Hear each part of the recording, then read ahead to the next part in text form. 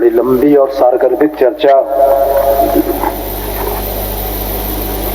जिसके कटौती प्रस्ताव को नीरा यादव जी ने दिया और शुरू किया।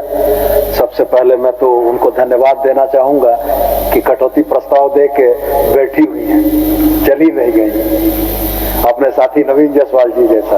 तो मैं एक बार पुनः धन्यवाद आपको करूंगा कि आपने कटौती प्रस्ताव देकर आप बैठी रह गई, ये बड़ा सुखद है। इस चर्चा में भाग लेने वाले माननीय सदस्य कल्पना मुर्मू जी, सत्येंद्र तिवारी जी, शब्दवान चला के जो आधे रास्ते में गिर गया चले गए, रामचंद्र सिंह जी, सुरेश पासवान जी, अरूप चटर्जी जी, जनार्दन पासवान जी, निर्मल महतो जी भी निर्मल होके निकल गए। अपनी बारी बोल लेना है लेकिन सरकार का उत्तर सुनना नहीं है। जयराम महतो जी भी चले गए। शत्रुघ्न महतो जी धन्यवाद, बैठे हैं आप। नमन विंसर कुंगाड़ी जी और हमारे अनंत प्रताप देव जी ने इस चर्चा के अंतिम वक्तव्य के तौर पर अपनी बातें कही। वस्तुतः बजट पर चर्चा में सरकार अपने उत्तर में अपने कार्यकलापों, अपने भविष्य की योजनाओं का एक लेखा जोखा प्रस्तुत करती है, लेकिन उससे पूर्व माननीय सदस्यों की जो आशंकाएं, जो आपत्तियां आई हैं, मान्यवर, मैं उसको संक्षेप में कुछ जवाब दे देना चाहता हूं। माननीय सदस्य नीरा यादव जी ने शहरी क्षेत्र की पेयजल की समस्या का जिक्र किया। हम उनकी बातों से आंशिक रूप से सहमत भी हैं। नेशनल एवरेज अगर पूरे देश में 61% घरों में पेयजल पहुंचाने का है तो उस लक्ष्य से थोड़ा हम पीछे हैं, 48 के आसपास अभी हम हैं। और मैं आपको भरोसा दिलाता हूं कि हम लोग बड़ी संजीदगी से काम करके इस लक्ष्य को नेशनल एवरेज तक तो पहुंचने की कोशिश जरूर करेंगे। लेकिन एक बात माननीय सदस्य ने कही कि चुआ से लोग पानी पीने के लिए बाध्य हैं। अब देहात वहात से आने वाले हम लोग, चुआ कहाँ शहरी इलाका में होता है दीदी, हमको भी दिखा दीजिएगा। अब निगम में चुआ दिखवाइए। ग्रामीण क्षेत्र में होता है, हम तो बोलिए रहे हैं कि चुआ जो होता है वो ग्रामीण क्षेत्र में होता है। अब आप निगम क्षेत्र में चुआ दिखाइएगा, हम कोडरमा आ जाएंगे दीदी, हमको दिखा दीजिएगा। माननीय मंत्री जी, मैडम को पता है ना, इसके पहले डोभा बहुत हुआ था, तो हम लोग चुआ को डोभा भी बोलते हैं। चलिए, एक बड़ा गंभीर विषय उनके विधानसभा क्षेत्र का है, जिसके बारे में उन्होंने पूर्व में भी सवाल खड़ा किया था और उस समय भी हमने बड़ी संजीदगी से जवाब दिया था। होल्डिंग टैक्स की बढ़ोतरी को लेकर माननीय सदस्य पूर्व में भी चिंतित रही और हर बार हम देखते हैं कि सदन में जब उनको मौका मिलता है तो अपने क्षेत्र की समस्या के समाधान के लिए वो तत्पर रहती हैं। लेकिन कोई भी चीज मान्यवर, उसके तौर तरीके हैं, कायदे कानून है। अब माननीय सदस्य का कोडरमा जो है वो बिहार के बॉर्डर पर बसा हुआ है।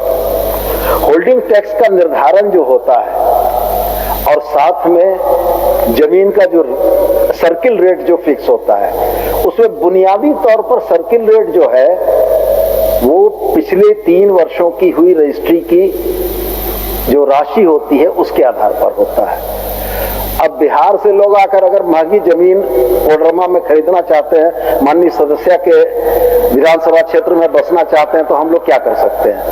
यही खास वजह है जिसके चलते वहां पर सर्किल रेट कम करना संभव नहीं है।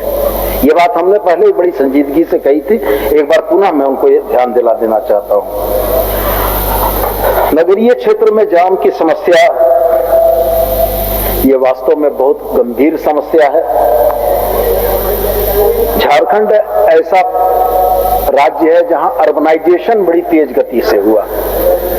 हाल के दिनों में शहरी आबादी का विकास इतनी तेज गति से हुआ कि जो सड़कें पहले थी, अगर वो यूएलबी 50,000 लोगों के लिए था तो अचानक वहां पर 1.5 लाख लोग आके बस गए। अब सड़कों पर दबाव बढ़ा,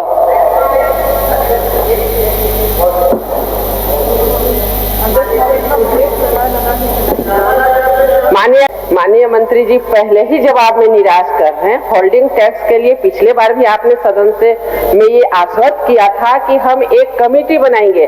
अब सर्किल रेट ज्यादा है, सिर्फ कोडरमा में ही सोना उगता है, पूरे झारखंड में क्या चांदी भी नहीं उगता है? कोडरमा में इतना ज्यादा रेट है महोदय, हम उसी पे प्रश्न लाते हैं, लेकिन अभी पहले ही वो बोल रहे हैं कि हम कम नहीं कर सकते।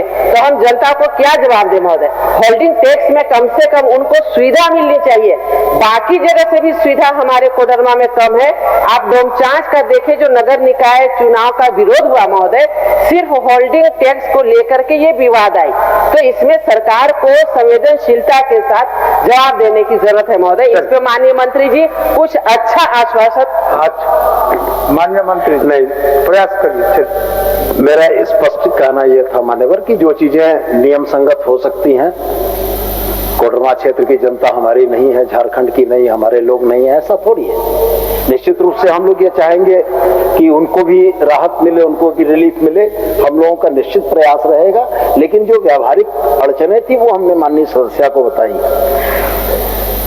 नगरीय क्षेत्र में जाम का जो सवाल था, ये वास्तव में बड़ा गंभीर विषय है और हम लोग भी लगातार प्रयास कर रहे हैं कि कोई एक ऐसा रास्ता निकाला जाए कि शहरी क्षेत्र में जाम की समस्या कम हो। खास करके पब्लिक ट्रांसपोर्ट के ऊपर डिपेंडेंसी अगर बढ़ेगी तो वो छोटी गाड़ियां, व्यक्तिगत गाड़ियां लेकर चलने वाले कम होंगे, लेकिन ये ओवरनाइट नहीं हो सकता, इसको हम करेंगे। माइनिंग टूरिज्म का सवाल माननीय सदस्य के तरफ से आया था। माइनिंग टूरिज्म सीसीएल के साथ जेटीडीसी का एमओयू हो चुका है, सेल के साथ हमारा एमओयू लंबित है, डीवीसी के साथ हमारा एमओयू होने के कगार पर है, टाटा मोटर्स, टाटा स्टील के साथ हो रहा है और सीसीएल के साथ के एमओयू के बाद हम लोगों ने माइनिंग टूरिज्म शुरू कर दिया है। अगर माननीय सदस्य कभी जाना चाहेंगी तो जेटीडीसी इनके अवगत, इनके तमाम तरह की चीजों के लिए तैयार रहेगा। जेटीडीसी इनको जाकर घुमाकर लेकर आएगा। सवाल दो तीन चीजों का और था। कचरा डंप एक कठिन समस्या है। 11 यूएलबीज हमारे पास 49 यूएलबीज हैं, उसमें 11 में कचरा डंप का या कचरा प्रोसेसिंग का काम पूर्ण रूपेण चालू हो चुका है। बहुतेरी समस्याएं आती हैं, जैसा उन्होंने कहा कि सुदूरवर्ती ग्रामीण इलाकों में हम लोग जमीन खोजने का प्रयास करते हैं, अगल बगल के लोगों का विरोध आ जाता है कि यहाँ पर अगर कचरा डंप आप कीजिएगा तो हमारा रहना दूभर हो जाएगा। तो ऐसी कौन सी जगह हो सकती है जहाँ पर कि निर्विवाद रूप से कचरा डंप बनाया जा सके? माननीय सदस्य अगर बताएंगी तो हम तो तिलैया का कचरा डंप वहीं पर ले जाएंगे। 3 वहां पर है, तिलैया है, कोडरमा है, डोमचांच है, तीनों को सामूहिक कर देंगे। लेकिन समस्या यही है मान्यवर, समस्या यही है कि कचरा डंप के लिए जगह खोजना सबसे कठिन काम है। गढ़वा का जो मामला माननीय सदस्य लेकर आए हैं थे, अभी है नहीं, मैं उनका भी जवाब दे दूंगा। पीएम श्री स्कूल का जो मामला था,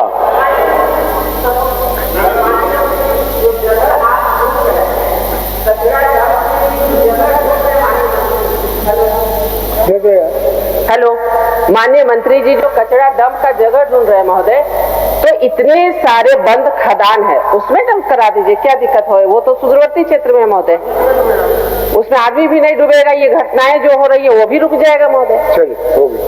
माननीय सदस्य शिक्षा विभाग की मंत्री रह चुकी हैं। वन भूमि के वजह से खदानें बंद हुई हैं और वन भूमि में कचरा डंप नहीं हो सकता है। चलिए, फिर भी मैं आपके सुझाव को ले लूंगा। पीएम श्री स्कूल इस राज्य में 383 बने। माननीय सदस्य ने बड़ी जोर से उसका जिक्र किया कि पीएम श्री स्कूल की आधारभूत संरचनाएं बहुत अच्छी हैं। मान्यवर, पिछले 2 वित्तीय वर्षों में एसएनए स्पर्श के अकाउंट से पीएम श्री स्कूल के व्यय के लिए भारत सरकार पैसा देती है। 23-24 के बजट में मात्र 64 करोड़ का बजट मिला 383 स्कूलों के लिए।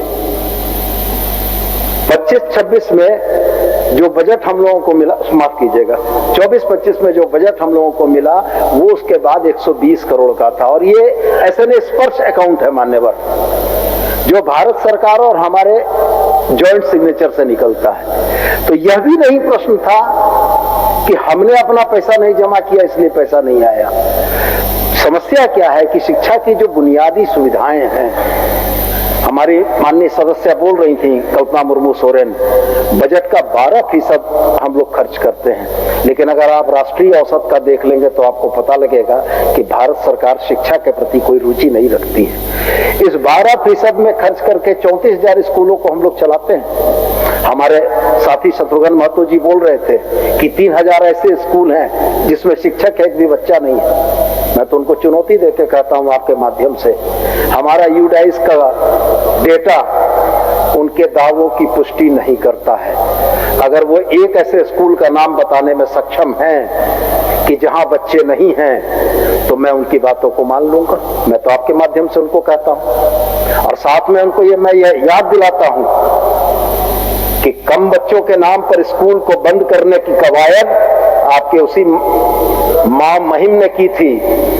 बच्चों को शिक्षा उनके घर के पास नहीं मिलेगी, प्राथमिक के बच्चों को अगर 6 किलोमीटर चल के जाना पड़ेगा, तो ये शिक्षा देने का कल्याणकारी राज्य की अवधारणा नहीं है। हम लोगों ने दिया। मान्यवर, मेरा आपसे आग्रह है कि आप सदन तक 5 स्कूलों की सूची भेज दें। चलते सत्र में मैं आपको जवाब दूंगा। आप कल भेज दें, चलते सत्र में आपको जवाब दूंगा। तो मेरा एक ही बात का कहना है कि बातें रखी जाए तो तथ्यात्मक रखी जाए।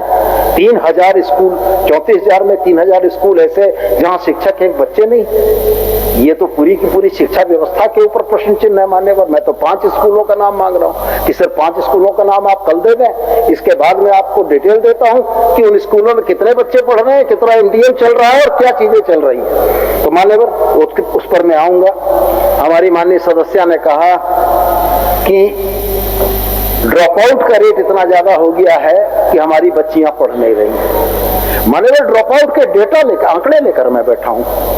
बच्चियों के ड्रॉप आउट को रोकने के लिए हेमंत सोरेन की यशस्वी सरकार ने पिछले ही कार्यकाल में सावित्रीबाई फुले किशोरी समृद्धि योजना लाई, जिसमें हम लोगों ने 8वीं से 12वीं तक की बच्चियों को 40,000 रुपया दिया। और आज हम नेशनल एवरेज से आगे हैं गर्ल चाइल्ड के मामले में। कोरोना का दौर निश्चित रूप से कुछ परेशानी का था, लेकिन कोरोना के दौर के बाद आज हमारा आंकड़ा यह कहता है कि प्राथमिक विद्यालयों में ड्रॉप आउट की जो दर है 1.33% है, उच्चतर प्राथमिक में 1.79% है और माध्यमिक में यह आंकड़ा 3.49% है। और मैं बड़े चुनौती के साथ इस बात को कहता हूं कि प्रारंभिक शिक्षा में, प्राथमिक शिक्षा में इस सरकार ने बहुत बेहतर करने की कोशिश की है। 81 सीएम स्कूल ऑफ एक्सीलेंस बने। आज जो सवाल खड़ा कर दें, लेकिन जिनके विधानसभा क्षेत्र में वो स्कूल होगा, मान्यवर, मैं चुनौती देकर कहता हूं कि इस स्कूल में एडमिशन के लिए उस माननीय विधायक के पास निश्चित पैरवी आती है। आज मेरे यहाँ सर जेसी बोस है, मान्यवर, हमारे यहाँ अब कॉन्वेंट की पैरवी नहीं आती है, पैरवी आती है कि सीएम स्कूल ऑफ एक्सीलेंस में एडमिशन करा दो, जहां हमारी छात्रों की कुल सैंक्शन सीमा जो है 120 है, वहां पर जो फॉर्म आते हैं एडमिशन के वो 400 से ज्यादा आते हैं। एक स्तरीय शिक्षा सरकार के तरफ से 3 रुपया प्रतिदिन के खर्च पर देते हैं मान्यवर हम लोग। 3 रुपया प्रतिदिन के खर्च पर सीबीएसई के पैटर्न में शिक्षा देते हैं। आईसीटी लैब की बात हो, शिक्षकों की बात हो, तमाम आधारभूत संरचनाओं की बात हो, मैं दावे के साथ कह सकता हूं कि हमारे सीएम स्कूल एक्सीलेंस का मुकाबला प्राइवेट स्कूल नहीं कर सकते हैं, चाहे आधारभूत संरचनाओं का सवाल हो। जयराम महतो जी बड़े युवा साथी हैं, मुझको लगता था कि क्षेत्र तो बहुत घूमते होंगे, लेकिन समस्या उनके साथ भी है। उन्होंने कहा कि डुमरी और नावाडी में सीएम स्कूल ऑफ एक्सीलेंस नहीं है। मैं तो उसी जिले से आता हूं। मुझको याद था कि जब पहले दौर में सीएम स्कूल ऑफ एक्सीलेंस बन रहा था तो डुमरी में जगन्नाथ बाबू, स्वर्गीय जगन्नाथ बाबू माननीय शिक्षा मंत्री थे और वहां एक स्कूल गया था। मैंने फिर कंफर्म किया विभाग के लोगों से, मान्यवर, डुमरी में modern school Dumri CM school of excellence के तौर पर पिछले ही कार्यकाल से संचालित है। वहां पठन पाठन हो रहा है। जयराम बाबू नहीं है तो नहीं जरूर पूछते, कह रहे भाई जाइए जरा मॉडल स्कूल डुमरी देख के आ जाइए, वो सीएम स्कूल ऑफ एक्सीलेंस है कि नहीं। तो तो मान्यवर मेरा यह कहना है कि जीरो ड्रॉप आउट तो नहीं, लेकिन हम लोग उस नेग्लिजिबल ड्रॉप आउट में हैं जहां हम गर्व से कह सकते हैं कि प्रारंभिक शिक्षा में हेमंत सरकार ने बेहतर काम किया और बेहतर खर्च किया है। नेतरहाट की व्यवस्था वास्तव में गौरव है, इसमें कोई दो राय नहीं, हम लोग भी इस बात को मानते हैं। नेतरहाटियन एक ग्रुप है, समूह था जो यहां से पढ़े हुए कुछ स्थानों पर पदस्थ लोग थे। मान्यवर बहुत तकनीकी विसंगतियां थी, उन तमाम तकनीकी विसंगतियों का निराकरण किया गया। एंट्रेंस में क्योंकि वो झारखंड के बच्चों के लिए था, तो एंट्रेंस में जिस तरीके से चीजें होती थी उसके निराकरण के लिए जेक के माध्यम से एंट्रेंस की बात की गई। आज उसकी जो एपेक्स बॉडी है, यह सरकार नेतरहाट के प्रति बहुत गंभीर है। आज उसकी एपेक्स बॉडी के चेयरपर्सन ऑनरेबल सीएम है। ऑनरेबल सीएम अगर उस स्कूल की गंभीरता, उसकी महत्ता और झारखंड के प्रति उसके सिंबोलिज्म को नहीं समझते तो उस एपेक्स बॉडी के अध्यक्ष नहीं होते। नेतरहाट की संचालन समिति के एपेक्स बॉडी के अध्यक्ष ऑनरेबल सीएम है। इससे ज्यादा सरकार की गंभीरता नहीं दिख सकती है। और हम आपसे ये कहते हैं कि ये बदलाव शुरू हुए हैं। साल 2 साल के अंदर में नेतरहाट अपनी खोई हुई प्रतिष्ठा पुनः पाएगा और देश के पैमाने पर नेतरहाट के बच्चे नाम रोशन करेंगे और झारखंड गौरवान्वित होगा। मैडम, कचरा डंप की बात हमने आपको बताई। हमको जहां तक संभव होगा हम आपसे भी सहायता लेंगे। माननीय जो विपक्षी सदस्य हैं वो अगर यूएलबीस में आते हैं, उनसे कोई मदद मिल सकती है, हम निश्चित रूप से लेंगे। हम इस बात को समझते हैं कि किसी भी यूएलबी, किसी भी नगरीय क्षेत्र में कचरा के निस्तारण की अगर व्यवस्था ना हो तो सारी व्यवस्थाएं बेकार हैं। हम आपकी बात से सहमत हैं। अब बाहरी को रोजगार का मुद्दा आपने उठा दिया कि कोटे में बाहरी लोग रोजगार में मिल गए। दीदी आपके अगल बगल में भी कुछ लोग हैं, वहां उनको भी रोजगार यहाँ मिल गया है, तो उसको क्या कीजिएगा। चलिए, रोजगार करने के लिए लोग स्वतंत्र हैं, हम लोग थोड़ी मना कर सकते हैं। सत्येंद्र बाबू चले गए, बहुत लंबा चौड़ा बोल कर गए, उनके लिए भी हमने तैयारी की थी, लेकिन अब इस खाली सदन में बोलने का कोई मतलब नहीं बचता है। मान्यवर 42 अंगीभूत कॉलेज थे जिसमें इंटर की परीक्षाएं, इंटर की पढ़ाई होती थी। भारत सरकार का गाइडलाइन जब से आ गया NEP 2020, उसने स्ट्रिक्टली मना कर दिया, एकदम फोर्सफुली। अगर तिवारी जी ये कहते हैं कि हमारी व्यवस्था नहीं थी, तो हम लोगों ने महामहिम राज्यपाल से आग्रह करके, चूंकि कुलाधिपति वही होते हैं, वीसी से आग्रह करके 3 साल उस वैकल्पिक व्यवस्था को चलाया कि अंगीभूत कॉलेजों में इंटर की पढ़ाई चलती रहे। 3 साल तक चलाया, लेकिन अंततः जब यूजीसी की गाइडलाइन और ये तमाम चीजें आ गई कि अंगीभूत कॉलेज के कैंपस में इंटर नहीं चल सकता है, तब हम लोगों को बाहर करना पड़ा। आंकड़े तो तिवारी जी देकर चले गए कि 3 लाख बच्चों का भविष्य क्या होगा। मैं उनको करेक्ट करता कि 3,82,000 बच्चे हमारे पास थे, सिर्फ 3 लाख नहीं थे। और अगर वो ये कह रहे थे कि उन 3 लाख बच्चों का भविष्य उन 42 अंगीभूत कॉलेजों में था, तो मैं उनको जरा से हिसाब भी बताना चाहता था कि अगर ये 3,82,000 बच्चे 42 अंगीभूत कॉलेजों में पढ़ रहे थे, तो प्रत्येक कॉलेज में 9,000 से ज्यादा बच्चे थे, 9,095। ऐसा नहीं था मान्यवर। अंगीभूत कॉलेजेस में भी बच्चे पढ़ रहे थे। हमारे जो अपग्रेडेड स्कूल है, इंटरमीडिएट स्कूल है, उसमें भी बच्चे पढ़ रहे थे। जिन बच्चों का 42 अंगीभूत कॉलेजेस के बंद होने के बाद नामांकन का सवाल खड़ा हुआ, उसके लिए सारी प्रक्रियाओं को शिथिल करते हुए अपने स्कूलों में इंटरमीडिएट जहां हमारा चल रहा था, वो अलावे जैक से हम लोग इंटरमीडिएट कॉलेजेस को अनुदान देते हैं, उसको तमाम प्रक्रियाओं को शिथिल करके उन तमाम बच्चों को हम लोगों ने आत्मसात किया और उनकी पढ़ाई को कहीं भी बाधित नहीं होने दिया मान्यवर। तो यहाँ रहते तो मैं उनको पूरी बात बता देता। बोलते बोलते एक बात वो बोल के चले गए कि बजट तो बहुत बड़ा बना दिए, 1,58,000 करोड़ का, और जब खर्च की बारी आएगी तो बोलेंगे कि भारत सरकार पैसा नहीं दिया। तो बजट का अध्ययन कर ले तिवारी जी, तो ये बातें नहीं आती। सवाल यह है कि 1,58,000 करोड़ का बजट राज्य सरकार ने अपने बूते बनाया है। राज्य सरकार के अपने बूते में मान्यवर रेवेन्यू रिसीट जो हमारा है वो 1,36,210 करोड़ का है। कैपिटल रिसीट हमारा 22,394 करोड़ का है। कुल मिला जुलाकर 1,58,000 करोड़ का बजट जनता को समर्पित है, झारखंड की जनता के लिए है। इसके अलावा वो 1,36,000 है जिसके नाम पर आपके मुंह में दही जम जाता है। अगर उस 1,36,000 को आप ला दें तो अचानक इस राज्य की वित्तीय स्थिति इतनी बेहतर हो जाएगी कि मैया सम्मान में तो अभी कमे जा रहा है, आगे क्या चला जाएगा और उसके बाद 29 के बाद आप लोग कहां नजर आइएगा ये भी पता नहीं लगेगा। तो तिवारी जी बहुत सारी बातें बोल गए। एक बात उन्होंने और कही केसर हिंद जमीन की। हमसे सीनियर आदमी हैं, उम्र में भी शायद बड़े ही होंगे। केसर हिंद जमीन के बारे में पढ़ के नहीं आए मान्यवर। केसर हिंद जमीन जब भारत आजाद हुआ था तो केंद्र के प्रयोजन के लिए अधीन जो जमीन थी केंद्र सरकार की वो केंद्र की हो गई, राज्य के प्रयोजन के अधीन जो जमीन थी वो राज्य के अधीन हो गई। तो केसर हिंद जमीन वास्तव में सरकारी जमीन थी और वो केंद्र और राज्य के बीच बटी रह गई। अब जिसका जिक्र वो कर रहे थे, प्रक्रियागत गलतियां हो सकती, ऐसी सूचना कुछ प्राप्त भी हुई है, जांच भी विभाग की तरफ से चल रही है कि केसर हिंद जमीन पर बनी हुई 84 दुकानों के आवंटन की प्रक्रिया अगर संबंधित पदाधिकारी ने गलत की है तो विभाग जांच भी कराएगा और दोषी पाए जाने पर दंडित भी करेगा। लेकिन केसर हिंद की जमीन पर दुकानें नहीं बन सकती हैं, यह कहना सत्येंद्र नाथ तिवारी जी जैसे जो तीसरे टर्म के माननीय विधायक है ये शोभा नहीं दिया। पथ निर्माण विभाग का जो सवाल उन्होंने खड़ा किया तो हमारे राजा साहब ने तो डिटेल बता दिया, तब उस पर हम जाना नहीं चाहेंगे। मान्यवर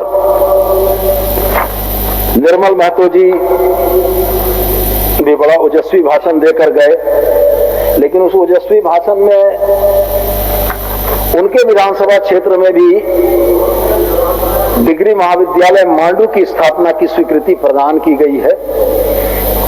विभिन्न मसलों के चलते योजना के क्रियान्वयन में थोड़ा विलंब हो रहा है, लेकिन उनके यहाँ भी कॉलेज निश्चित रूप से हो जाएगा। मान्यवर जो सबसे महत्वपूर्ण था, अब मैं मूल रूप से अपने इस बजट पर आ जाता हूँ। मान्यवर जिन विभागों का बजट मैं प्रस्तुत कर रहा हूँ उसके बजट व्यय पर किसी क्या चीज का जवाब नहीं दिया हमने।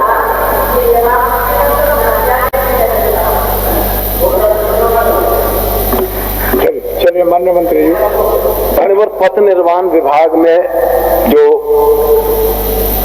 टोटल एक्सपेंडिचर हमारा है वो 88.89% हम खर्च कर चुके हैं और अप टू मार्च हमारा कैलकुलेशन है कि लगभग 96%, 96% हम खर्च कर चुके होंगे।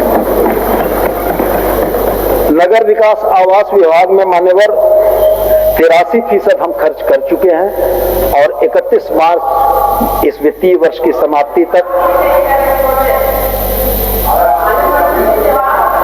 दे रहे हैं। बैठिए ना, आप बैठिए मीरा जी। अच्छा बैठिए ना, हम निश्चित रूप से आपने आग्रह किया है, कोई आपके आग्रह का सम्मान करेंगे। जी बैठिए। माननीय मंत्री जी बोलिए। उच्च एवं तकनीकी शिक्षा विभाग में मान्यवर मैंने भूमिका बना के आज जाना है। आप बैठिए, हम तो बोल रहे हैं, हम तो बोले कि आप बैठिए, हम जवाब आपका दे के जाएंगे, हम आपका जवाब देकर जाएंगे, कल नहीं आज ही देंगे। मंत्री जी आप बैठिए। माननीय मंत्री जी आप बैठ जाइए, हम जवाब देकर जाएंगे। जाइए आप। माननीय मंत्री जी आप मत उलझिए, अपना बातों को रखिए सदन में। उच्च एवं तकनीकी शिक्षा विभाग का हमने मान्यवर बताया कि 54.27% हुआ। भवन निर्माण विभाग में मान्यवर 85.46% एक्सपेंडिचर हो चुका है और हम लोगों को उम्मीद है कि आप बैठिएगा तब देंगे। झोला लेके आए हैं, निकल पड़ेंगे।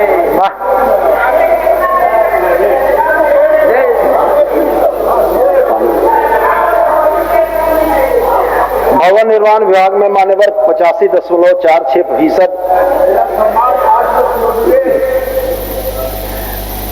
खर्च कर चुके हैं और 31 मार्च को समाप्त हो रहे इस वित्तीय वर्ष में 95% के आसपास यह खर्च पहुंच जाने की संभावना है। पर्यटन, कला, संस्कृति, खेलकूद एवं युवा कार्य विभाग में 63% खर्च हो चुका है मान्यवर। ये 90 से ऊपर चला जाएगा, अनुमानित आंकड़े हमारे यही हैं। एक समावेशी बजट बनाया है।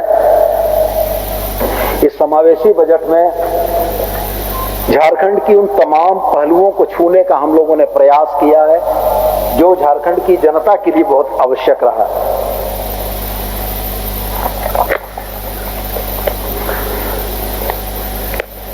मान्यवर, चूंकि अब विपक्ष भी सदन में नहीं है तो बहुत विस्तृत रूप से चीजों को पढ़ने की जरूरत नहीं बची, तो मैं बस इतना ही कहना चाहूंगा कि ये 1,58,000 करोड़ का बजट झारखंड के सपनों की उड़ान का बजट है। 2019 की राजस्व प्राप्तियों में लगभग 55-56% की हम लोगों ने वृद्धि की है। ये हमारा वित्तीय प्रबंधन दिखाता है। FRBM जो 3% की लिमिट है मान्यवर, उसमें इस राज्य ने मात्र 2.18% खर्च किया है, जो हमें यह दिखाता है कि कम कर्जे को लेकर हम लोगों ने वित्तीय प्रबंधन से इस राज्य की बेहतरी की दिशा में बेहतर काम किए हैं। और मेरा यह बड़ा स्पष्ट मानना है कि आधारभूत संरचनाएं विकास के लिए बड़ी आवश्यक हैं, लेकिन आदमी के पेट के अनाज के बाद ही आधारभूत संरचनाओं की जरूरत पड़ती है। यह सरकार एक संतुलन लेकर चल रही है कि लोगों के पेट में अनाज भी हो और चलने के लिए बेहतर सड़कें भी हों। हम लोगों ने पूर्ववर्ती सरकारों को देखा है मान्यवर कि हाथी उड़ाने के नाम पर, आधारभूत संरचनाओं के नाम पर भाग भाग कह के जान देने वाले लोग भी इसी झारखंड ने देखे हैं। और हम लोगों ने यह भी देखा है कि कोरोना जैसे दुरूह समय में यह राज्य अपने नागरिकों को कम से कम भूख से नहीं मरने दे रहा था, उनके हर जरूरतों को पूरा करने की कोशिश कर रहा था। तो इसी अद्भुत संतुलन के साथ 1,58,000 के इस करोड़ में इन 6 विभागों का यह बजट है मान्यवर। जिस बजट में जो कटौती का प्रस्ताव दिया गया, ये वास्तव में झारखंड की जनता की सपनों को, उनकी जनाकांक्षाओं के कटौती का प्रस्ताव था। और मैं आपसे यही आग्रह करता हूं कि इस कटौती के प्रस्ताव को निरस्त करते हुए इस बजट को पूर्ण रूप में पारित करने की कृपा की जाए।